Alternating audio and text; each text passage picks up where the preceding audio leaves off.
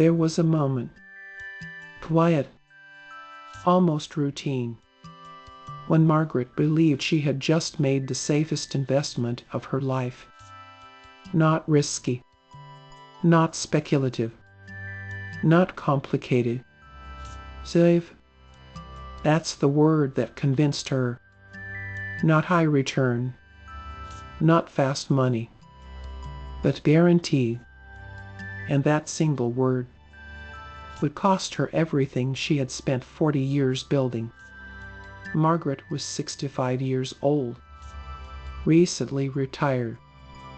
For most of her life, she had done exactly what she was supposed to do, worked consistently, saved carefully, avoided unnecessary risks. No gambling, no speculation, no shortcuts, just discipline. She worked as a school administrator, 31 years in the same district. Reliable, structured, organized, the kind of person who followed rules, trusted systems, believed in stability. And over time, she built something important, a retirement fund. Not massive, but enough to live modestly, enough to feel secure, enough to believe she had done things right. Retirement didn't feel dramatic. It felt quiet. No alarms, no rush, no deadlines. At first, it felt like freedom. More time, less stress. But after a few months, something else appeared. Uncertainty, because for the first time in decades, her income had stopped, and her future depended on what she had saved. Margaret didn't fear losing everything overnight. That wasn't her concern. Her fear was slower, more subtle, running out.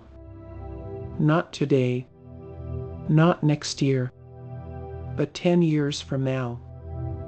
15, 20, because retirement isn't short. It can last decades. And that thought stayed in the back of her mind. The idea didn't come from nowhere. It started with a conversation.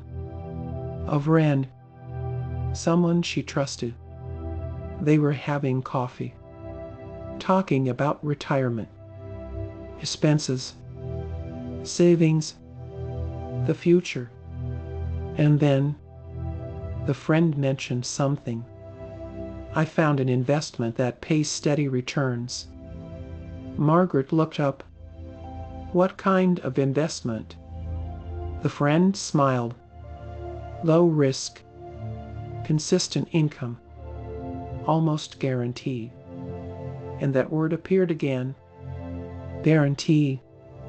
Margaret didn't act immediately, but the idea stayed because it solved a problem. Predictable income, stability, peace of mind, everything retirees look for. A few days later, she asked for more information, and that's when she heard the name. A private investment group, not widely known, but recommended, trusted. At least, that's how it was presented. A week later, Margaret had a call. The man on the other end sounded calm, professional, measured, not aggressive, not pushy. That matters, because trust doesn't come from pressure. It comes from confidence. He explained the opportunity slowly. Real estate-backed investments, short-term lending, secured assets, language that sounds complex, but reassuring. And then, He explained the return. 8%. Consistent. Monthly. Margaret did the math. 8% was higher than her savings account. Higher than most conservative investments. But not extreme. Not unbelievable. And that's what made it convincing. The man said something important. This isn't speculation. It's structured, asset-backed, protected. And then he added the sentence that matters most. We guarantee the return. Margaret paused, because something about that statement felt strong, reassuring, safe, but also slightly unusual. And for a brief moment, a question appeared. How can anything be guaranteed? But the moment passed, because the explanation sounded reasonable. The confidence sounded real. And most importantly, it solved her fear. Running out of money. Margaret didn't invest everything. That's another important detail. She started small. $20,000. Just to test. Just to see. Just to confirm. And the process was simple. Documents. Transfer. Confirmation. And then she waited. 1 month later, the payment arrived. Exactly as promised. On time. Precise. Margaret smiled. Because that payment did something important. It removed doubt. Not completely, but enough. The next month, another payment. Same amount. Same timing. Same consistency. And now, something had changed. This no longer felt like a risk. It felt proven. That's when the most dangerous thought appears. This works. And once that belief is established, everything that follows becomes easier. After the second payment, Margaret stopped checking as often. Not because she lost interest, but because she felt comfortable. And comfort changes behavior. At the beginning, she paid attention to everything. Days, amounts, details. But now, it felt automatic, reliable, predictable, exactly what she wanted. A few weeks later, she met the same friend again. Same coffee shop. Same table. And this time, Margaret spoke first. I tried that investment you mentioned. Her friend smiled. It's good, right? Margaret nodded. Very consistent. And that moment reinforced everything. Because now, this wasn't just an idea. It was shared validation. The friend added something casually. I moved more of my money there. Not a recommendation. Not advice. Just a statement. But statements like that create pressure. Quiet pressure. Because they suggest something without saying it directly. If it's working, why not do more? That night, Margaret opened her laptop again. She looked at her accounts. Savings, investments, retirement funds. And she asked a simple question. What if I moved more? Her reasoning made sense. The returns were consistent. The payments were real. The system seemed stable. And most importantly, She had already tested it. This wasn't blind trust. It was proven. At least, that's how it felt. She scheduled another call. Same voice, same calm tone, and this time, the conversation felt different, more relaxed, because now there was familiarity. Yes, the man explained something new.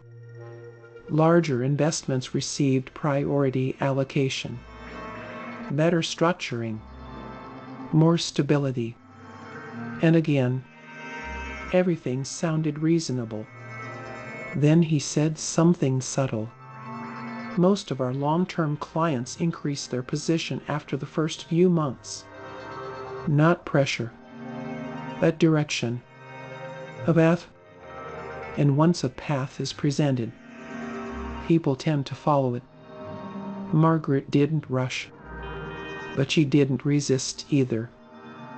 Over the next few days, she thought about it, compared options, revisited the numbers, and each time she reached the same conclusion. This is better than leaving money in the bank. This time, it wasn't 20,000. It was 80,000. A much larger step. But it didn't feel like a leap. It felt like an upgrade, an optimization, a smarter allocation. When the transfer was complete, Margaret didn't feel fear. She felt confidence, because she believed she had made a better decision, a more efficient one. The payments continued. On time, insisting, now larger. And that changed something again. Not just her finances, her expectations. Margaret began to rely on those payments. Not fully, but enough. She adjusted her thinking. This income will cover part of my expenses. And that thought is where dependency begins. A few months later, something else happened. The company sent an update. Professional, polished, performance reports, market insights, future outlook. Everything looked legitimate, structured, carefully designed, because credibility is built in layers. Margaret didn't plan to invest more. Not initially. But then she saw something. A limited opportunity. Higher allocation. Same guarantee. And that word still carried power. She hesitated for a moment. A brief pause. But then she remembered something. Every payment had arrived. Every promise had been kept. So far, and so far, is often enough to convince someone. This time, Margaret moved a large portion of her remaining savings. Not everything, but close enough that the difference mattered. And that's when it happened. Not visibly, not dramatically, but structurally. Margaret crossed a line from investor to dependent. Everything still worked. Payments continued. Updates arrived. Communication remained smooth. Nothing felt wrong, which is exactly why this stage is the most dangerous. There was one question that never fully formed. What if this stops? Because asking that question would change everything. So instead, it stayed unspoken, ignored. Months passed. Stable, predictable. reassuring, and Margaret settled into a new reality, one where her future felt secure again, not uncertain, not fragile, but controlled, and that belief would soon be tested. For nearly a year, everything worked. No delays, no issues, no surprises, and that consistency became the foundation of Margaret's trust. Every month, the payment arrived. Same date, same amount, predictable. Margaret stopped thinking about it as an investment.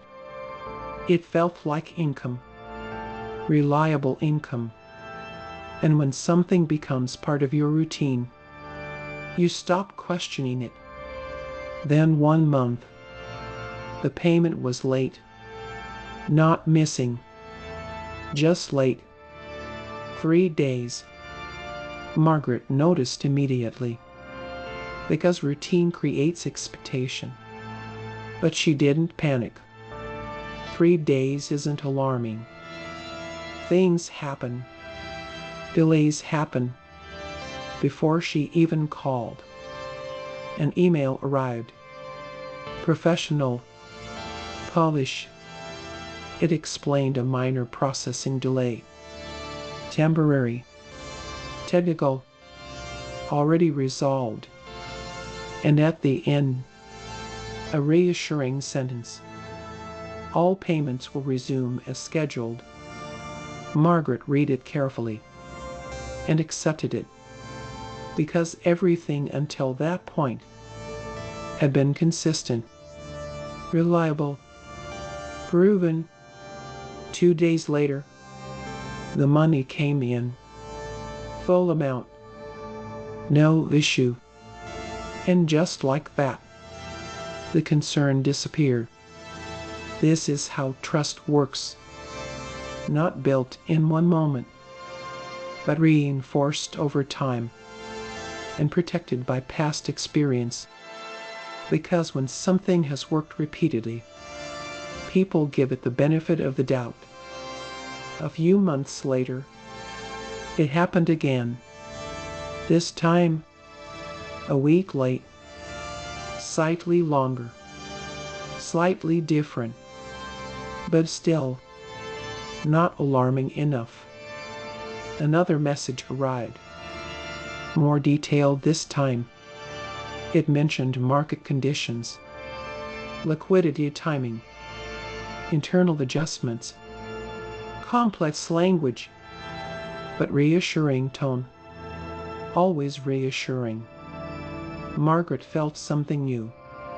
Not fear, but awareness. A small voice.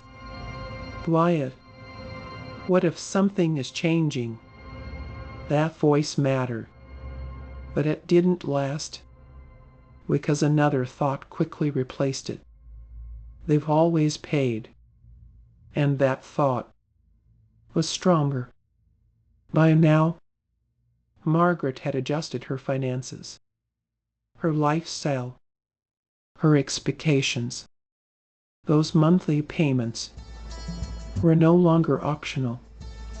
They were part of her plan. And that's the turning point. Because when income depends on something, questioning it becomes uncomfortable, even dangerous. Because if it's not safe, then everything needs to change. The next signal didn't come as a delay. It came as a suggestion. An email, well written, structured. It introduced a new opportunity. Same system, same guarantee, but with a higher return. This is where many people fall deeper. Because when something works, they trust the next version automatically, without re-evaluating the foundation. Margaret read the details carefully. The numbers looked attractive, very attractive. and the logic felt simple. If this works, this is even better. For a moment, she considered it, moving even more, maximizing the return, optimizing everything. But something stopped her. Not logic, not evidence, just hesitation. That hesitation was important, but like before, it didn't last, because nothing had gone wrong. Not really. Not yet. Then 1 month. The payment didn't arrive. Not late. Not delayed. Missing. Completely. Margaret checked her account again. Nothing. Waited another day. Still nothing. No email. No explanation. Just silence. That's when something changed. Not slightly. Completely. Because delays can be explained. Silence. Cannot. She called. No answer. Left a message. No response. Sent an email. Nothing. For the first time, Margaret felt something she hadn't felt before. Uncertainty. Real uncertainty. Not about timing, but about everything. And then, the question she had avoided for over a year finally surfaced. What if this isn't safe? She sat in her living room, quiet, still, trying to connect everything. The guarantees, the consistency, the delays, the silence, and slowly, a realization began to form. Something wasn't right. Something had never been right. At first, Margaret tried to stay calm, because panic doesn't solve anything, and she had always been rational, careful, control. So she told herself something simple. There must be an explanation. 1 day passed, then 2, then 5. Still nothing. No payment, no email, no response, and the silence started to feel different. Heavier. Margaret opened her laptop again, logged into the investment portal, the same one she had used for months, the same one that had always worked. But this time, something was different. The page took longer to load. Then finally, it appeared. But not everything was there. Some sections were missing. Account details, incomplete. Transaction history, partially gone. Margaret opened her laptop again, logged into the investment portal, the same one she had used for months, the same one that had always worked. But this time, something was different. The page took longer to load. Then finally, it appeared. But not everything was there. Some sections were missing. Account details, incomplete. Transaction history, partially gone. Margaret felt it immediately. That tightening in her chest. That quiet shift from concern to fear, because systems don't just change overnight. Not stable ones. Not real ones. She called again. This time, the number didn't connect. Not busy. Not ringing. Disconnected. That was the moment. The exact moment. When belief collapses. Because until then, there is still hope, still explanation, still possibility. But a disconnected number is different. It doesn't suggest delay. It suggests absence. Margaret started searching. The company name, the investment group, the contact person, everything she could find. And at first, the results looked familiar.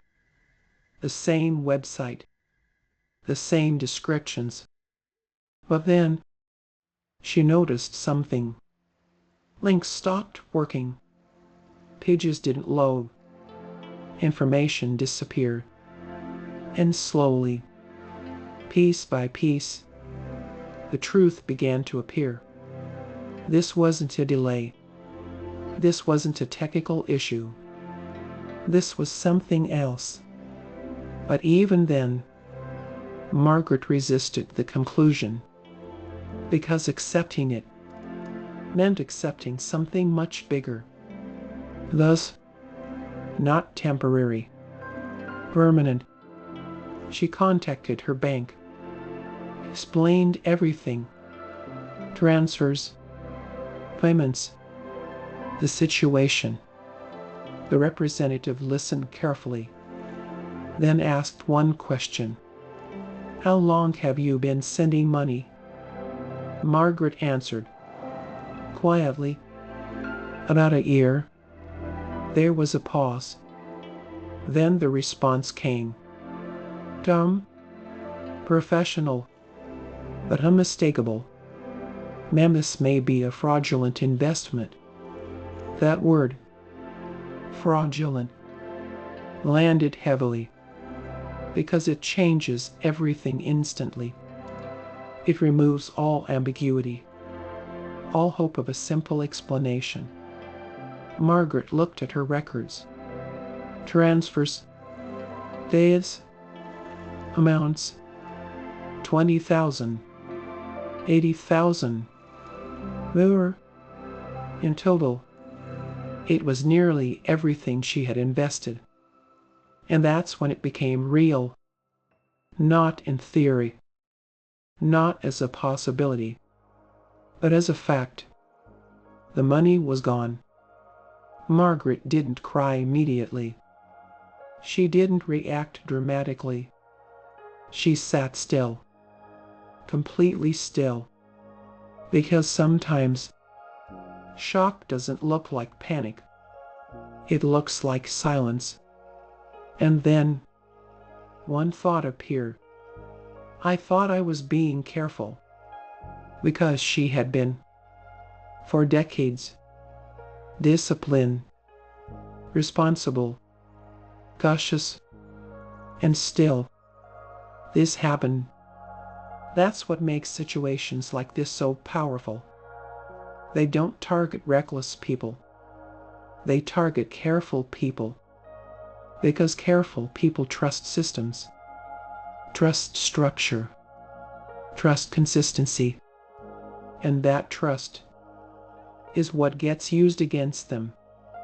This wasn't random. It wasn't luck. It was design. The early payments, real, sent intentionally, to build trust, to remove doubt, to create belief.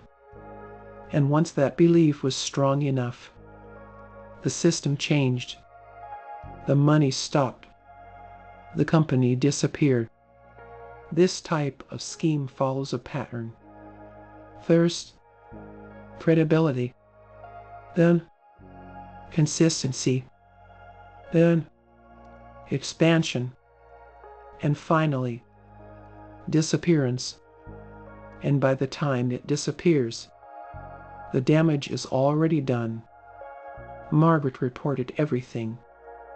The buying authorities, agencies, but the answer was the same. Recovery was unlikely, because the money had already moved through accounts, through systems, beyond reach. Margaret's retirement changed overnight. Not gradually, not slowly, instantly, because the money she depended on no longer existed. At 65, Margaret had to consider something she thought was behind her. Live, not part-time, not optional, necessary. This time, the emotion came. Quiet, really, not just loss, but realization. Because the mistake wasn't obvious. It didn't feel risky. It didn't feel wrong. It felt safe. And that's what made it dangerous. The idea of a guaranteed return is powerful because it removes fear. It removes uncertainty. It replaces doubt with confidence. But in the real world, there is no such thing. Not without risk. Not without trade-offs. And when something claims to be both high return and guarantee, that's not safety. That's a warning.